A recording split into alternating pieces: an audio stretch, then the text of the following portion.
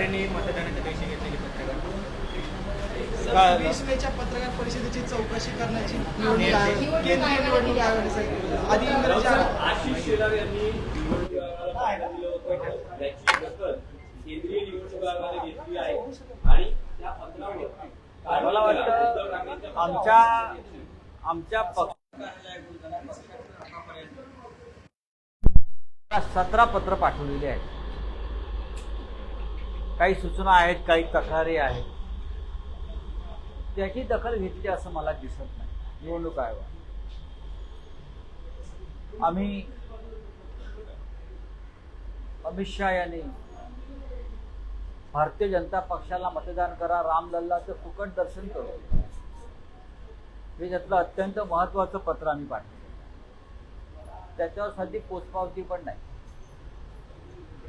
एकूण 17 पत्र आमच्याकडे आहे जी आम्ही निवडणूक आयोगाला पाठवली की महाराष्ट्रामध्ये यंत्रणेचा, सरकारी यंत्रणेचा कसा गैरवापर सुरू आहे. पैशाच्या वाटपासंदर्भात आम्ही काही माहिती पाठवली. मग मुख्यमंत्री असतील, भाजपचे नेते असतील,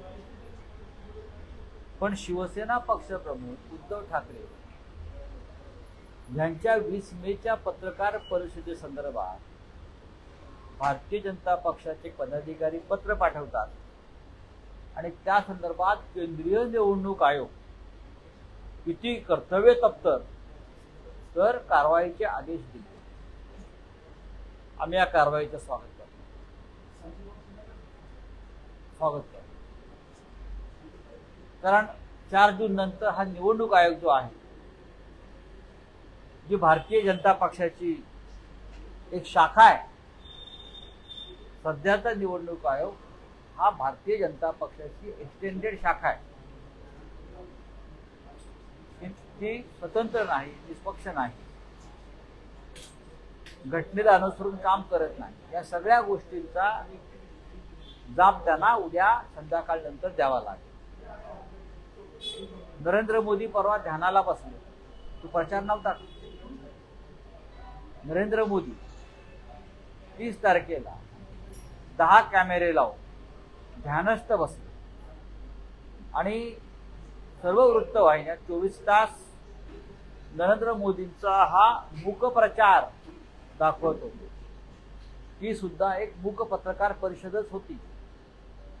त्याच्यावर निवडणूक आयोगाने डोळे उघडले नाहीत का? निवडणूक आयोग सुद्धा ध्यानस्थ बसलं होतं, तपस्येला बसलं होतं, मुखदर्शक बनलं होतं. ठीक आहे, काय कारवाई होते बघ. 24 तासाचा अवधी आहे अजून आम्हाला. उद्या दुपारनंतर स्पष्ट होईल कोण कोणावर कारवाई करतात. ठीक है, नहीं आप बताइए. 20 तारीख को जिस तरह से जो प्रेस कॉन्फ्रेंस की गई थी, आचार संहिता का उल्लंघन किया गया है, इस तरह से कार्रवाई करने कहा गया है. कौन सी कार्रवाई और कौन सा आचार संहिता का उल्लंघन किया है उद्धव जी ने? 20 तारीख को उद्धव जी ने प्रेस से वार्तालाप जरूर किया है, हमेशा की तरह. वो कोई प्रचार का मुद्दा नहीं था कि कैसा चुनाव प्रचार रहा, क्या करना है, क्या नहीं. पत्रकार आए थे, बातचीत. लेकिन मुंबई के एक बीजेपी के पदाधिकारी ने एक पत्र लिखा और उसके ऊपर केंद्रीय चुनाव आयोग ने कार्यवाही के आदेश दिए. मेरी जानकारी है, मेरे पार्टी ने, शिवसेना ने अब तक चुनाव आयोग को 17 पत्र लिखे हैं, जिसमें बहुत सी शिकायतें हैं, कुछ सूचनाएं हैं. अब तक उसका कोई जवाब हमें आया नहीं. अमित शाह रामलल्ला का दर्शन फ्री में देंगे, बीजेपी को वोट दो, इस तरह से खुला प्रचार करते हैं. इस बारे में हमने पत्र लिखा, उनके ऊपर कोई कार्रवाई नहीं. नरेंद्र मोदी जी बनारस से सीधे जाते हैं केदारनाथ और वहां क्या ध्यान करते हैं. 10 कैमरे 15 कैमरे लगा के सब एंगल से, और पूरे टीवी पर 24 घंटा प्रचार चल रहा है. क्या चुनाव आयोग को दिखता नहीं? क्या चुनाव आयोग भी ध्यान को बैठा है आंख बंद करके मोदी जी के साथ तो मैंने पहले भी कहा है, हमने पहले भी कहा है, भारतीय जनता पार्टी की एक्सटेंडेड ब्रांच, एक शाखा है चुनाव आयोग, कल ये सब शाखाएं बर्खास्त हो जाएगी 4 बजे। क्या स्वागत कर सर, क्या स्वागत कर आपने जिस मराठी में बात की? हाँ करिए, कार्रवाई करनी है करिए, हम स्वागत करते हैं। एक सवाल और सर, ग्लोबल सिविल फोरम नाम की जो संस्थाएं हैं, उन्होंने पीएम मोदी को लेकर टिप्पणी की है कि पूरे इलेक्शन के दौरान उन्होंने हेट स्पीच की, खासतौर पर मुस्लिमों के खिलाफ। इस पर क्या कहना है? कल बात करूंगा मैं उनसे, अभी ये नहीं सर, जयराम रमेश जी ने आरोप लगाया है कि 150 से लेकर 100 कलेक्टर डीएम से अमित शाह ने बात करी है, बकायदा पूरा इलेक्शन उसमें से 12 कलेक्टर महाराष्ट्र के। मैंने आज सुबह उन पर बात की है इस विषय पे, ये बहुत गंभीर बात है। तो चुनाव आयोग हमसे उस बारे में एविडेंस मांग रही है कि गृह मंत्री ने डीएम और कलेक्टर से कैसे बात की, कब बात की, उसका एविडेंस हमसे मांग रही है। एविडेंस। जयराम रमेश एक जिम्मेदार नेता है, सांसद है। जब उनकी जैसी व्यक्ति कोई बात करती है तो जिम्मेदारी से बात करती है, जानकारी के साथ बात करती है।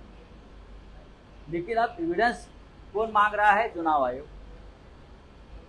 अमित शहाने जे फोन केला आहे ते कलेक्टरना धमकी देण्यासाठी फोन केला असं गावातलं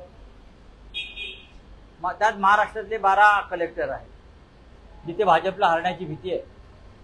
कलेक्टरना ज्या जिल्ह्यामध्ये भारतीय जनता पक्षाला हरण्याची भीती आहे किंवा जे काठावर किंवा घासून ज्याला निवडणुका होतील 2-5 हजार 20,000, त्या ठिकाणी गृह मंत्रालयाकडून फोन गेलेले आहे। ही माझी पक्की माहिती आहे। जयराम रमेश जे 150 लोकसभा मतदारसंघाची भाषा करतात त्यातले 12 मतदारसंघ हे महाराष्ट्रातले। राउत साहब, एक सवाल ये है कि पीयूष गोयल का एक बयान आया है कि विपक्ष यानी कि इंडिया गठबंधन एक टूल किट बनाकर प्रोपेगेंडा फैला रहा है इलेक्शन कमीशन को लेकर, काउंटिंग को लेकर, या बीजेपी की हार। बीजेपी हार रही है। कल पीयूष गोयल को मुंबई में कल रुकना है। मुंबई में अपनी नहीं, पूरे महाराष्ट्र में बीजेपी की हार देखने के लिए। सर, बीजेपी लड्डू बनवा रही है भारी संख्या में, कहीं ना कहीं अरे लड्डू बनाओ, हलवा बनाओ, बासुंदी बनाइए, संदेश मिठाई बांटो, हाँ रगड़ा पैटीज बांटो, फाफड़ा बांटो, कल लेके आइए, लोग जश्न मनाएंगे आपकी हार का। राऊत साहेब, एक प्रश्न होता। राऊत साहेब, एक प्रश्न आहे सर, एक एक प्रश्न आहे की तुम्ही म्हणता आहात की इंडिया आघाडीचं सरकार येईल, एक्झिट पोल म्हणता आहेत की एनडीएचं सरकार येईल, स्पष्ट बहुमत मिळेल। अशा वेळेस जर तुम्ही दावा करता इंडिया आघाडीचं सरकार येईल, तर आता तरी पंतप्रधान कोण होणार या बाबतीत काही एकवाक्यता झाली आहे का? इंडिया आघाडीचं काही ठरलंय का? भाजपचं ठरलंय का? पंतप्रधान नरेंद्र मोदी ते नाही होत त्यांच्या नाही, नेतृत्वाखाली- मी सांगतोय ते प्रधानमंत्री होत नाही।